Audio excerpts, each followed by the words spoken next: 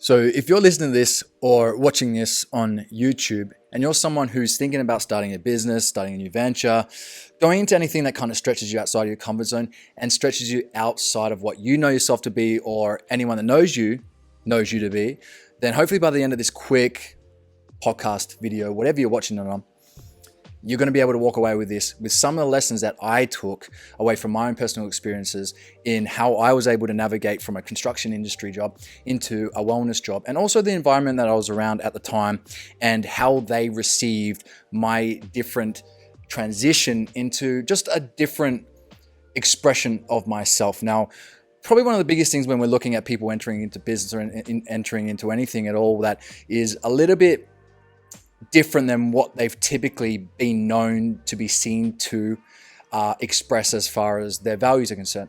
And one of the biggest things that people are scared of when they navigate into a different space or they navigate into a different expression of themselves is the worry and concern around what anyone else is going to be thinking. Are the people around me going to give me shit? Am I going to lose friends? All those sorts of questions, and they're very relevant questions, right?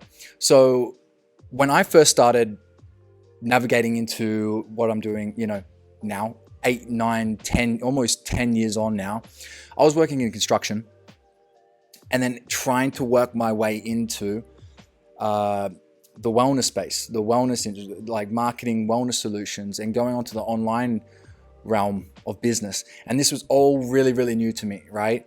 I guess you could consider the people that I was kind of hanging out with, society may deem unsavory, I suppose. I thought they were kind of everyday, regular type of people, but we kind of engaged in some, leisurely activities that may be considered unsavory, like I said. And, when they're looking at someone like me who's kicking it with them, very often recreational drug user, hanging around people that are quite intimidating, that was in my environment.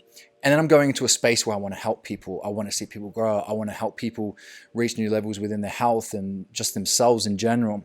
And I'm trying to then go and move into a completely different space from the environment that I'm in, right? Now, when I was in my darkest times and in my hardest times, now this is why you need to go and do the thing that you want to do, is because you're going to find out really quickly whether the pats on the back when you're having difficult times are actually, come on, you'll be okay, things will work out, or they're pats on the back saying, stay exactly where you're at.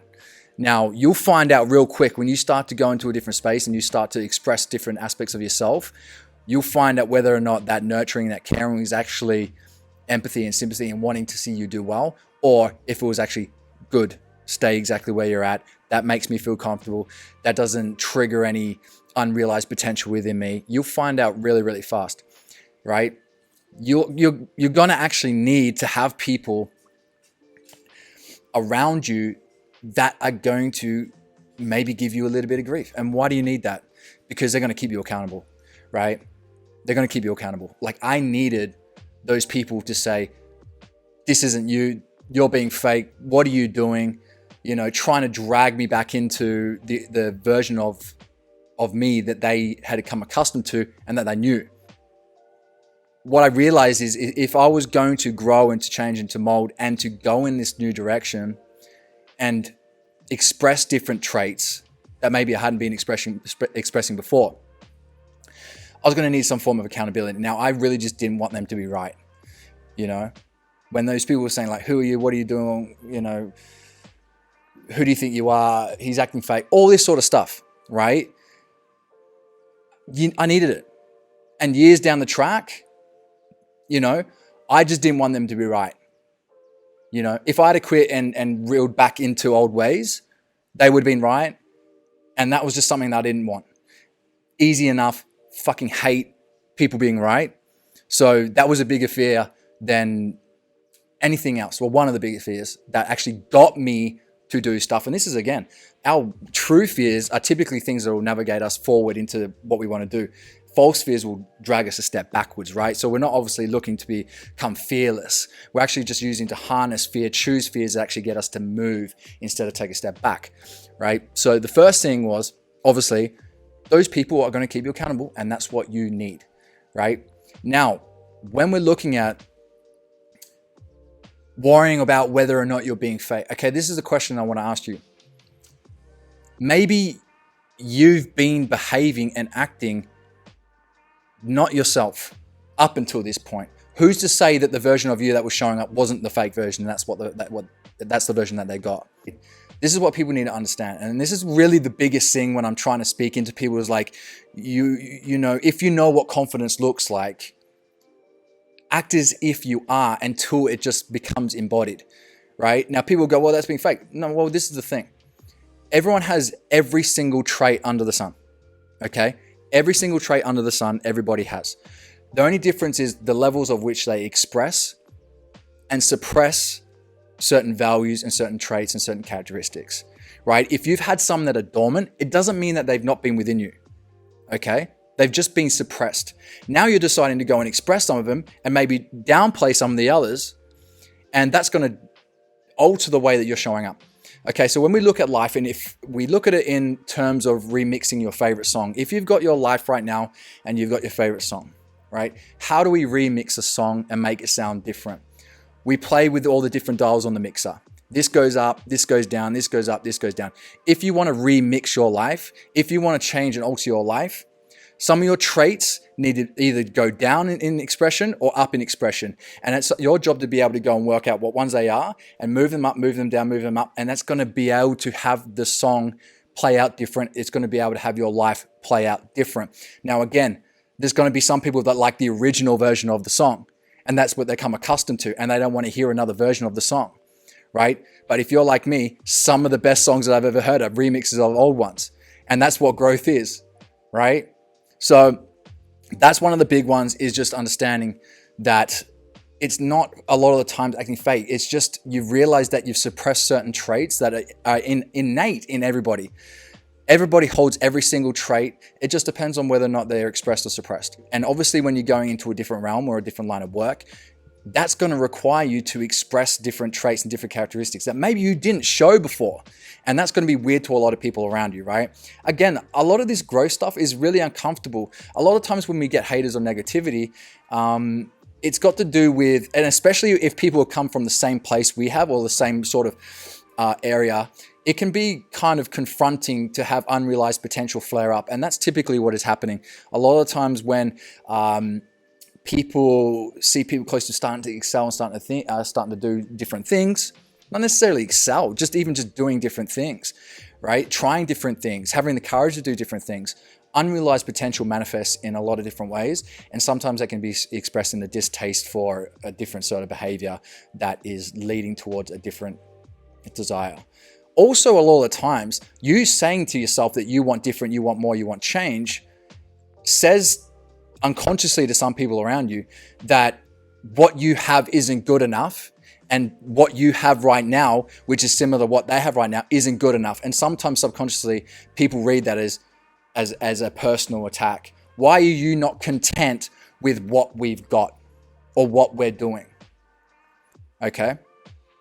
And that unconsciously will rear its head like, I need to bring you back in. I don't want my potential flared up. And that's one of the biggest pains. And that's obviously why, when we look at Maslow's hierarchy of needs, that self-realization or entertaining of potential within society, within Western society, is really where most of people's joy and happiness is going to come from, is because they've met most of their basic needs. The biggest pain point for a lot of people is the fact that they don't feel a sense of progress or realizing their potential. And that's really, really, really, really painful. I know for a lot of people, they're the most happiest they are in the process than they are when they've actually arrived at their destination. So one of the other things, and again, I want to make this a really, really short, sharp video, so it's a little bit more digestible than some of the long form type stuff. So one of the last things is that a lot of people want to try and get perfect before they start to show people their work, right? And a lot of times perfectionism is just, an inability to take criticism or a fear of taking criticism.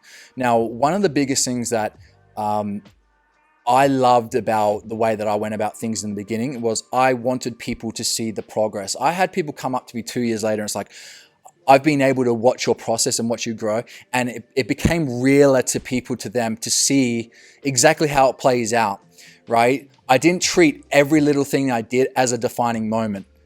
If I went and spoke at an event, if I did a video or whatever, I didn't think that it was my defining moment.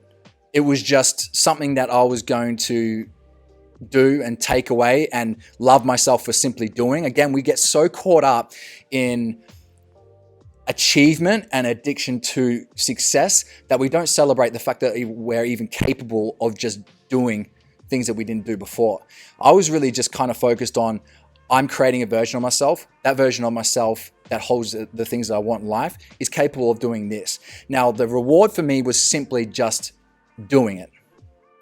The self-worth didn't come from anything that I couldn't control, other people's opinions, whether it was good or bad, all those sorts of things. Only thing I could control was whether or not I was capable of doing or not, okay? I placed all my self-worth in whether or not I could do it or not. I placed all my self-worth in the fact that I'm just shooting this video right now. I don't have, my self-worth isn't altered or dictated to by whether or not this is received well or liked or viewed or any of this sort of stuff. I love myself just for the fact, and my self-worth goes up because of the fact that I'm just even capable of doing something like this, right? And I just know that if I keep consistent and I kept consistent with certain things, that I was going to get better. And those people watched me get better to the point where I was on stage and it seemed natural, and I didn't care about people's perception too much of how I was received, because the intention was, I love myself for the fact that I'm even capable of stepping out here. And when I condition myself to not be so caught up on focusing in putting my self-worth in things that I couldn't control and putting all my self-worth in things that I could, that I did more. I could stay consistent because the outcome, the positive outcome, wasn't attached to something that I couldn't control, which was beyond what I could control ultimately, which was just simply taking the action in itself, right? So the big thing is you have to be okay with people seeing you fail. I loved the fact that, surfing is an amazing thing.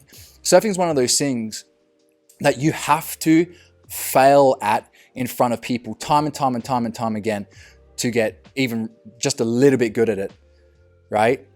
And you keep doing it even amongst all the frustration because you have an end goal in mind where you're loving it, you're enjoying it, you're just fucking like just, fucking Kelly Slater shit. Well, maybe not Kelly Slater shit. I'm definitely not like that. I'm not even close, right? I'm just on little baby waves, just riding longboards. Small wave baby club. Small wave club. That's where I'm at. But in the long term, I'm hoping that, through the frustration, and there's days where I'm like, oh my God, this is fucking a nightmare. Like, I've taken 10 steps backwards. I was better the other day, now what's happening here? And that's the humbling thing, is that it's good to be able to let people see you get better, right? That's a service that you give to them. That is a privilege that you give to them. That is value in itself, okay? So that's the big thing. And again, why I love surfing, you have to just keep failing over and over again in front of people with the vision in mind that that there's going to be a day that if you keep doing what you're doing, that you're going to be incredible at it, right? And that vision obviously has to be bigger than all the other stuff combined and all the other worries about what people are going to think and all those sorts of things, right? So they are just some key things that I sort of took into account and thought about when I was navigating, because it was tricky. I was around a lot of people that were quite opinionated, and I still have a lot of really good relationships with a lot of people, from growing up. But there was definitely a lot of kickback from some people that really just kind of wanted to keep me held back into sort of the realms of what they knew. And I was depressed. I was downtrodden. I wanted more, I wanted better. I wanted different. I felt like I wasn't living a life that was designed for me. And it was okay that they were happy with what they had, but I wasn't, right? And I had to go do something about it. And it came with having to be kept accountable by the people around me that knew me and having to prove to them that I was serious about what it is that I was going into. It meant a lot to me, right? And if it obviously meant a lot to me, it was going to get done, or I was going to work on it regardless of whether or not people were coming along for the ride, okay?